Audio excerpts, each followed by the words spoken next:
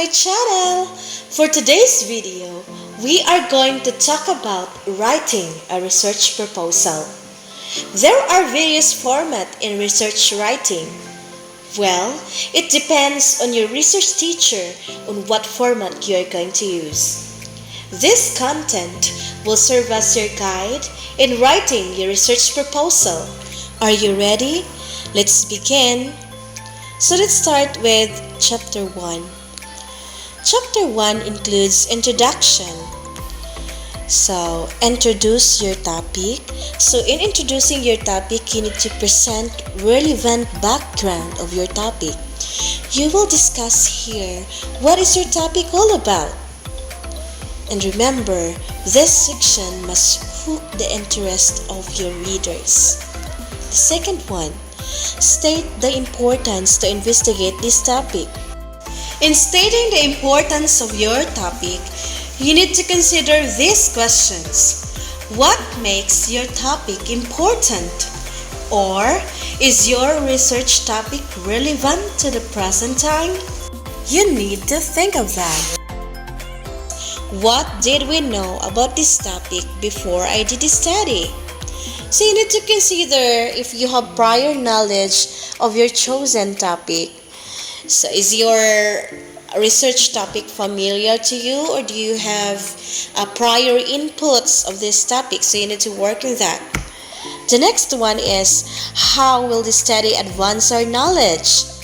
Can your readers gain something from your research? Let's proceed to the background of the study.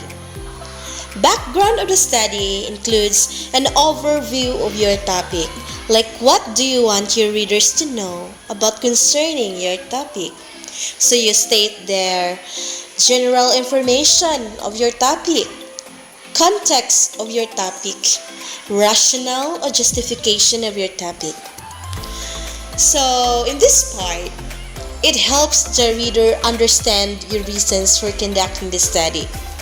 Writers, take note of this reminder. Don't write a background that is too long or too short.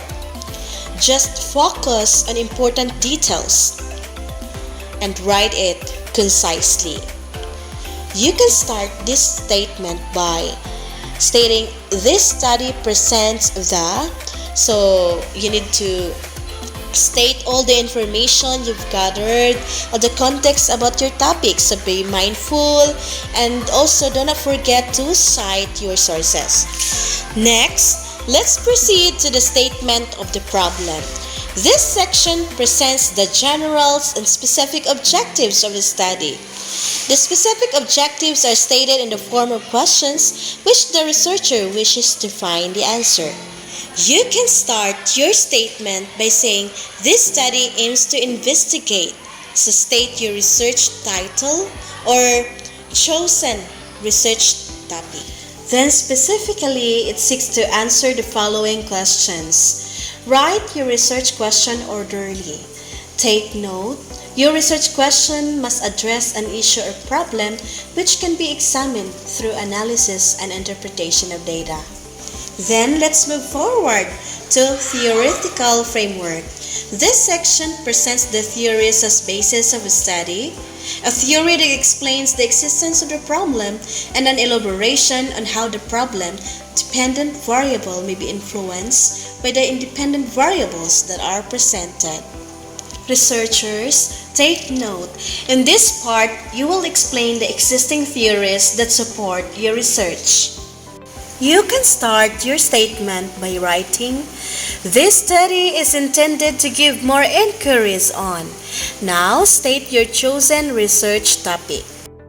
Then, for your second statement, you can write there, this study is anchored by.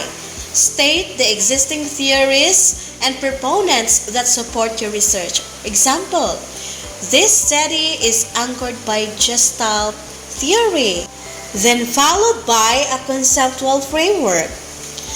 Which concept presented in the section are the variables found in the statement of the problem?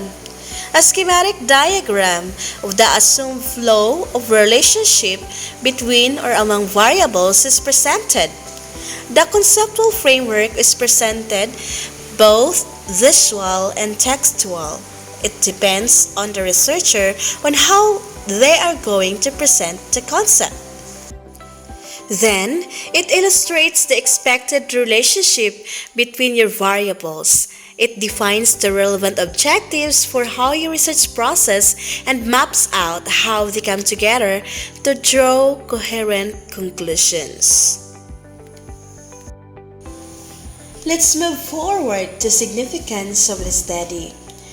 This section includes a brief discussion why the study is important or significant. It states the contribution of the study and its result to specific groups or individual users, organization, community, and to other people. Your first paragraph highlights the overall importance of the study, so you can write there, and then your succeeding paragraphs can feature each benefactors as to how your research study affects them. Or else, you can state this way: this study is beneficial to the following: to the teacher, students, future researchers, and community. Then discuss what benefits they can get from your research. Let's move forward to the scope and limitations of the study. This discusses the focus of the study, the respondents of the study, the place where the study was conducted, the instrument used in the study, the time, and other similar variables of the study. This section discusses your target without going beyond your topic. Remember, you have limitations. If your study will talk only on this, other variables might not be necessary. Just stick to your research objectives or problems. You can start your statement by saying, the main goal of the study is to determine the, and then followed by, this study mainly focused on. So write your focus, and in order for you to do that, go back to your research objectives, your research problem for you to be guided. Definition of terms. In this section, the major variables of the study and other important or relevant variables in the problem and or in the statement of the problem should be defined operationally according to how they are used in the study. The operational definition must indicate how a variable is going to be measured. Words, phrases, and acronyms used in study are likewise defined. You can start by saying, the following terms were defined according to how they are being used in the study. So you will write there the terms used and their operational definition. My dear researchers, please do not simply copy the definition of terms from the dictionary. Remember, you must define the words according to how they are used in your study. You will talk here about the knowledge and findings from existing literature relevant to your topic. Finally, we are on chapter 3. So for your introductory statement, so you can write, this chapter gives an outline of research methods that, so you present there your method. Then, research design, and that includes overall approach, so it can be qualitative or quantitative. The type of design you're using, so you can be used survey, experiment, or case study. So if you are a practical research student, so you are doing survey or an experimental research. If your research is a quantitative research, then it could be descriptive, correlational, causal comparative, quasi-experimental, and experimental research. Next is locale of the study. So this section states the location of the study. So all you need to do is to make some description of the place, or you can attach a map showing the location of the study in a separate page. Respondents of the study. Present here the target population of the study and the respondent. Describes the characteristics of the respondents. In addition, You are going to state here the criteria or qualifications to qualify as respondent of your research. So what are the qualities you are looking for? What type of respondents you are looking for? So you can start by saying the respondents of this study are. So you need to mention what group they belong or what type of respondents they are. Let's move forward to sample size and sampling techniques. The first thing that you should do is to get the sample size. Now, how to get the sample size? So you can use statistical formula. The second one, show the formula in obtaining the sample size.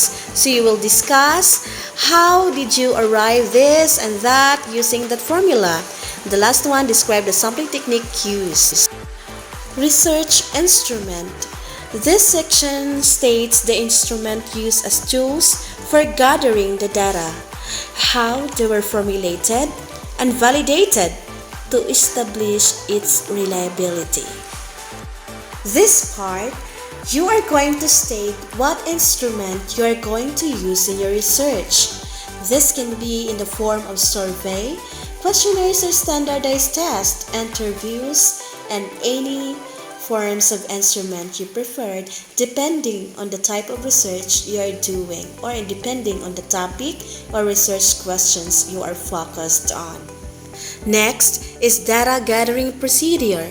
This section presents the detailed procedure in gathering the data. It discusses preparation, implementation, and evaluation stages of the study. So in this portion, you need to state the process, the whole process in gathering the data. You will write here the step-by-step process of data collection. Next is data analysis procedure. This explains how the data are gathered, processed, and analyzed. Then proceed to a discussion on statistical procedures or statistical treatments to be used. So you can state here the statistical formula that you are going to use depending on your research problems or research objectives. I would like to acknowledge the following sources. And that's all for today, and I hope you learned something from this video.